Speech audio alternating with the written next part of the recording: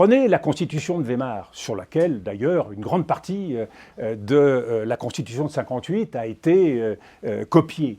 Ben, cette Constitution de Weimar, à partir d'un de ses articles, 48.2, et l'état d'exception, l'état d'urgence, elle a peu à peu glissé pour aller dans les mains des dirigeants nazis. Eh bien en France, je ne mets pas en cause la bonne foi de quiconque. Mais je mets en cause l'expérience d'un certain nombre de responsables politiques qui ne savent pas ou ne veulent pas savoir que, étape par étape, on peut faire évoluer un pays vers des risques majeurs. C'est ma conviction, par exemple, pour la préférence nationale. Il y a un risque majeur de fil en aiguille, partant de ce qui peut être une évidence pour certains, mais il y a bien une préférence nationale, entre guillemets, pour la fonction publique. Eh bien, de fil en aiguille, on est amené à changer de pays, à changer de principe et à changer de valeur. C'est exactement ce qu'on voit se produire peu à peu aux États-Unis.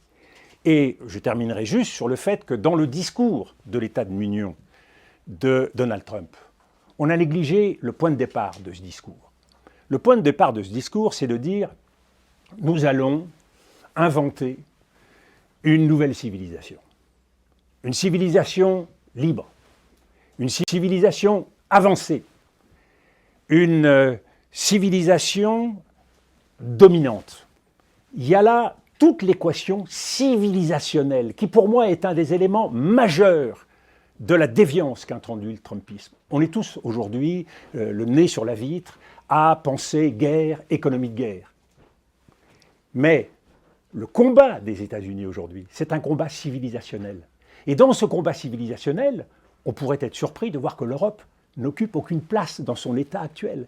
D'où cette tentation de certains autour de Donald Trump, c'est le cas d'Elon Musk, c'est le cas de J.D. Vance, de cette alliance avec une Russie qui partage à bien des égards la même idéologie, les mêmes valeurs, conservatrices, illibérales.